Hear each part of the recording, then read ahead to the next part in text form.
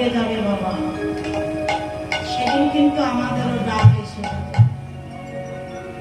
আর আমাদের ডাক এসে গেলে এই মায়ার খেলা সমাপ্ত করে আমাদেরও নিজের গন্তব্যস্থানে পৌঁছাতে হবে। ভগবান শ্রীকৃষ্ণ আজকে দেখুন লীলার ছলে জীব শিক্ষা দিচ্ছেন। ভগবানের যত লীলা, প্রতিটা লীলার মধ্যে তিনি জীবকে শিক্ষা দিচ্ছেন। হে জীব, শুধু আমি একটা গোষ্ঠ গোচারণে খেলা খেলতে যাব না, তোমরাও এসেছো মায়ার গোষ্ঠ গোচারণে, মায়ার খেলা খেলতে। কিন্তু এই মায়ার খেলা এখন ছাড়ো, ছাড়ো ভবের খেলা। ও তোমার ডুবে গেল জীবন বেলা, খেলো হরি নামের খেলা, খেলো হরি নামের খেলা। সারা জীবন ভরেই তো তুমি সংসার সংসার খেলা খেলবে। যতদিন বাবা মায়ের কাছে ছিলে, বাবা আমার, মা আমার, দিদি আমার, দাদা আমার, সংসার আমার, যেদিন বিয়ে হয়ে পরের ঘরে চলে গেলে তখন আরো মায়ার জালে পড়ে গেলে। স্বামী আমার, সন্তান আমার, পুত্র আমার, সব আমার। কিন্তু ওরে মন, একবারও ভেবে দেখলি না এই জগতে সারা জনম ধরে বললি সব আমার, কিন্তু একদিনও বিচার করে দেখলি না আমি কাকা। সবাই তো আমার, কিন্তু আমি কার? আমি কার? কে আমার? কেন আমি? কে কে আমি? কেন তাপত্র তৈছে না ভাবিলে জীবে, ওইছে হিত হয়। আমি কোথায় ছিলাম, কোথায় এলাম, আবার কোথায় যাব? আমার পরিচয়টা কি, আমার স্বরূপটা কি? এটাকে একবার যদি কেউ জানতে পারে যে আমার পরিচয়, আমার স্বরূপটা কি, নিজের স্বরূপটাকে নিজে চিনতে পারলে মা, আর সেদিন থেকে সে আমার বলবে না। কি বলবে? ঠাকুর, তুমি যা দিয়েছ সব তোমার, তুমি যা দিয়েছ সব তোমার, তোমার হাতে গড়া পুতুল আমি, যেই দিকে ঘুরাও আমি সেই দিকে ঘুরি। তাই বলি দয়াময়,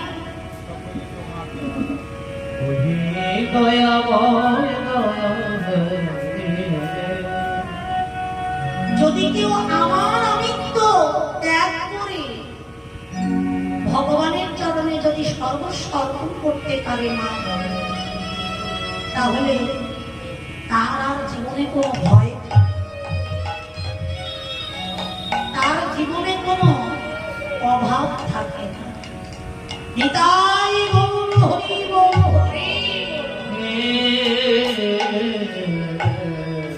আর যত আমরা আমার আমার বলবো, তত ভগবান দূরে চলে যাবে মা। কারণ মনকে একটু জিজ্ঞাসা করুন,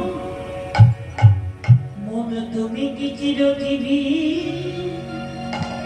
মনে তুমি কি চিরজীবী? বলে মন, এই যে তুমি সারাটা জনম ধরে আমার আমার আমার করে, একবার ভেবে দেখতো তুই কি চিরদিন বাঁচবি? তুই কি চিরদিন এই সংসারে থাকবি? না। ভেবেছ চিরদিন কি তোমার এমনি যাবে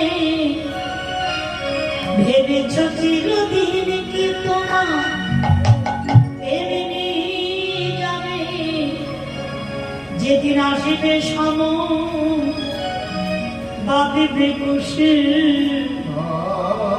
প্রাণে পাখি লয়ে যাবে। মনে তুমি কি বিদায় মনে তুমি কি যেদিন তোর কাল সমনের ডাক আসবে, সেদিন কি তোর সংসারের আপনজন তোকে ঘরে রাখবে? না, সেদিন তোর গায়ে একটু ছুঁয়েও দেখবে না। সেদিন তোকে শ্মশানে নিয়ে যাবে, কেউ বাধাও দেবে না। দোতলা বললে, পাঁচতলা বিল্ডিং এ থাকলে তাড়াতাড়ি করে তুলসী তলায় নামিয়ে দেবে। দশাননের দশগ্রাম হয়েছিল ত্রেতা যুগে। দশানন মানে যার 10টা মাথা, সে কে? রাবণ রাজা। বাবা, সেই রাবণ রাজা মনে মনে ভেবেছিল আমি কোনোদিন মরবো না, আমি অমর, আমি চিরদিন বাঁচব, আমাকে কেউ মারতে পারবে না। কিন্তু সেই রাবণ রাজারও মতিভ্রম হয়েছিল, তাকেও কালের স্রোতে যেতে হয়েছে। আমরা তো দূরের কথা। দশাননের দশগ্রাম হয়েছিল ত্রেতা যুগে। যোগেন্দ্র যোগায়িত যমরাজা অষ্টসামে, যমরাজা অষ্টসামে বলছে যে রাবণ রাজা মনে মনে ভেবেছিল মানুষের যারা প্রাণ নিয়ে যায় তারা হচ্ছে যমরাজ, তাই না? যমরাজে তো আমাদের প্রাণটা নিয়ে যায়, তা সেই যমরাজ হচ্ছে আমার ঘোড়ার ঘাস কাটে। তাহলে আমার সেই ঘোড়ার ঘাস কাটে যমরাজ, আর সেই যমরাজ আমার প্রাণ নিয়ে যেতে পারবে? কোনোদিন নিয়ে যেতে পারবে না। আমি অমর, আমি কোনোদিনই মরবো না। রাবণ রাজার এমনই ক্ষমতা ছিল মা, যে যমরাজাকে দিয়ে ঘোড়ার ঘাস কাটাতে। তাহলে চিন্তা করুন, শুধু তা নয়, মা অন্নপূর্ণা তার ঘরে বাধা ছিল, বেঁধে রেখেছিল। আবার সেই রাবণ রাজার তাহলে কতটা ক্ষমতা ছিল, কিন্তু সেই রাজারও একদিন মতিভ্রম হলো। কি করলো মা? হেন রাজার মতিভ্রমে সীতার কেশ ধরিয়া নে, বংশনাশ হলো তাহার রঘুনাথের ধনুর বাণে। মনে তুমি কি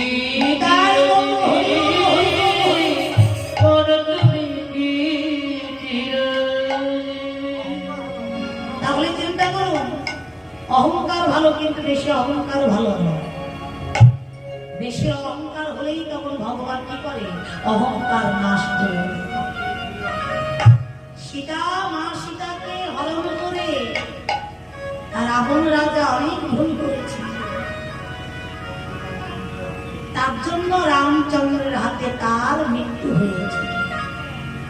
শুধু তা নয়,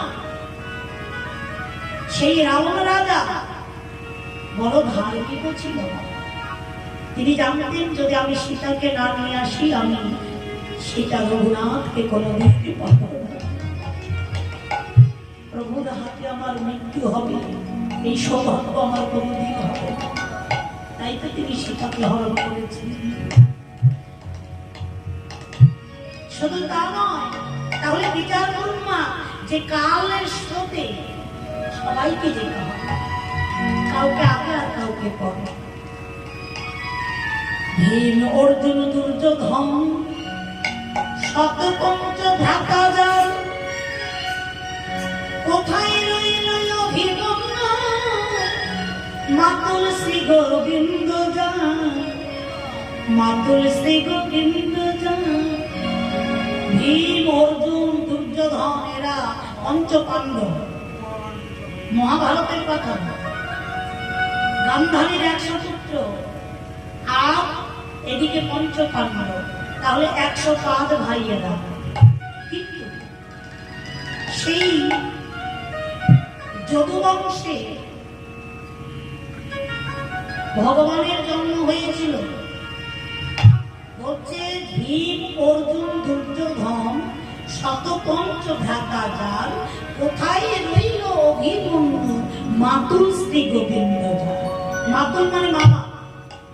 তা অভিমন্যুটাকে অর্জুনের পুত্র, তাই না? এবার কুরুক্ষেত্রের যুদ্ধে অর্জুনের পুত্র অভিমন্যু, তখন অভিমন্যুর প্রাণ যাচ্ছে আর স্বয়ং ভগবান দাঁড়িয়ে আছে। মামা কৃষ্ণ তার মামা, অভিমন্যুর মামা দাঁড়িয়ে আছে, কিন্তু ভাবনাকে বাঁচাতে পারছে না। কেমন না, মরণ কারো কথা শোনে না। কালের স্রোতে তাকে যেতেই হবে, যখন যার সময় হবে তখন তাকে যেতেই হবে। তাই বলছে মহাজন, বলছে ভীম, অর্জুন, দুর্যোধন, শতপঞ্চ ভ্রাতাজার, কোথায় রইল অভিমন্যু, মাতুল শ্রী গোবিন্দ জান, মাতুল শ্রী গোবিন্দ জান, কোথায় রইল রাজা কংস, কোথায় রইল যদুবংশ। কংস মনে করেছিল আমি কোনোদিন মরব না, কিন্তু তাকেও যেতে হয়েছিল।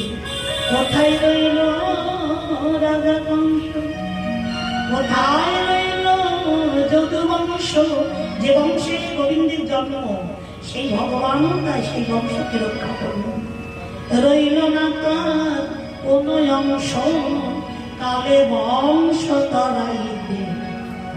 তুমি কি চিরজীবী, তুমি কি চিরজীবী, ভেবেছ চিরদিনে কি তোমার এমনি যাবে, ভেবেছ চিরদিনই তোমার এমনি যাবে, যেদিন আসবে সম বাঁধবে কুশে, প্রাণ পাখি লয়ে যাবে। তুমি কি চিরজীবী, তুমি কি চিরজীবী, মনে তুমি কি চিরজীবী, মনে তুমি কি চিরজীবী। তুমি কি চিরজীবী, তুমি কি চিরজীবী। তো কালের স্রোতে সবাইকে যেতে হবে। আমরা কেউ কখনো অমর রক্ত দেহ নিয়ে আসিনি, আমরা মৃন্ময়ী দেহ নিয়ে এসেছি, আমরা চিন্ময়ী দেহ নিয়ে আসিনি। তাই মরতে আমাদের সবাইকে হবে। এক আসার পালা আর এক যাবার পালা। এই তবে একটা কথা মা, এই যাওয়া আসার মধ্য দিয়ে ভগবানকে যেন ডাকতে পারি, ভগবানের নাম যেন করতে পারি। সাধের মানব জন্ম পেয়েছি, এই হরিবালার জন্ম পেয়েছি, এত সুন্দর দেহ পেয়েছি, সাধন যোগ্য বাদন যোগ্য দেহ পেয়েছি। এই জনম যেন বৃথা না হয়, এই জনম যেন গোবিন্দ সেবায় লাগে। তাই যাওয়া আসার মধ্য দিয়ে যেন আমরা কৃষ্ণ বলে কাঁদিতে পারি। কৃষ্ণ বলে তাই বলো হরি যেন কৃষ্ণ বলে কাঁদিতে পারি, যেন কৃষ্ণ বলে কাঁদিতে পারি। আমরা সুখে থাকি না, দুঃখে থাকি, যেন কৃষ্ণ কাঁদিতে পারি। সুখে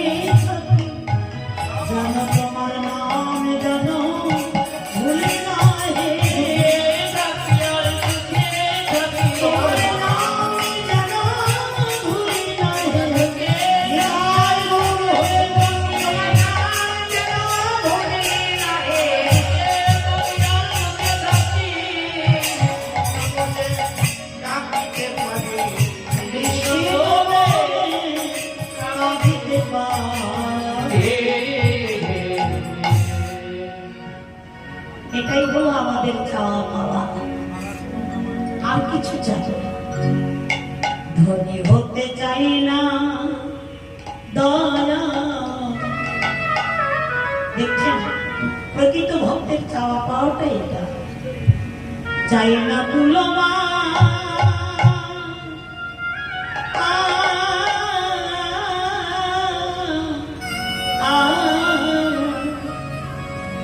কৃষ্ণ নামের মালা গাথি,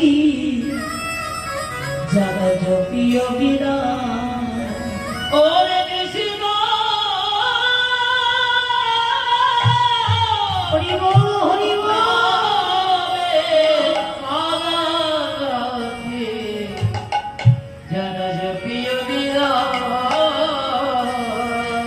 আবার যদি পাঠাও মোরে হৃদয় এ ভব সংসারে,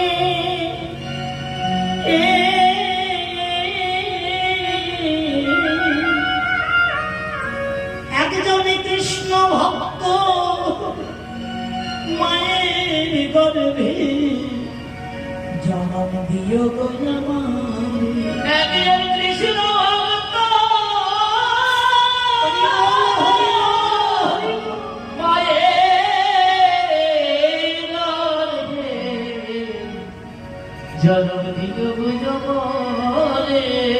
ও বাবা, মা যদি কৃষ্ণ ভক্ত হয় তাহলে ওই মায়ের গর্ভের সন্তান অবশ্যই কৃষ্ণ ভক্ত হবেই হবে।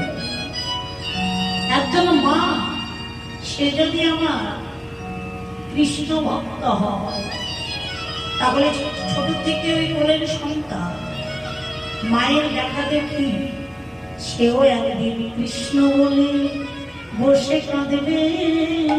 কৃষ্ণ বলে বসে কাঁদবে। হে গোবিন্দ যেন কৃষ্ণ বলে কাঁদিতে পারি, কৃষ্ণ বলে কাঁদিতে পারি। হে গোবিন্দ কৃপা করো বলে যেন কৃষ্ণ বলে কাঁদিতে পারি। কৃষ্ণ কৃপা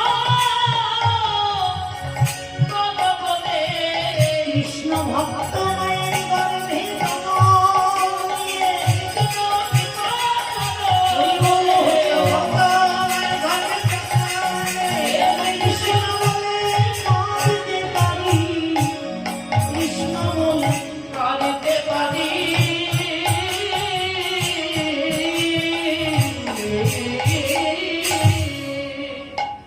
এটাই আমাদের চাওয়া পাওয়া। তাই কত ভাগ্যের ফলে আমরা ভক্ত সঙ্গ পেয়েছি বাবা, আর পাবো কিনা জানি না। এই হরিবালা জন্ম আর হবে কিনা জানি না। ভালো কর্ম করে গেলে ভালো কুলে জন্ম হবে, আর যদি মানুষ কুলে জন্ম না পায়, এই জন্মেই যদি শেষ জন্ম হয় তাহলে তো আর হরিভজন এই জীবনে আর হবে না। তার জন্য দিন থাকতে ভগবানের চরণে নিজেকে অর্পণ করতে হবে।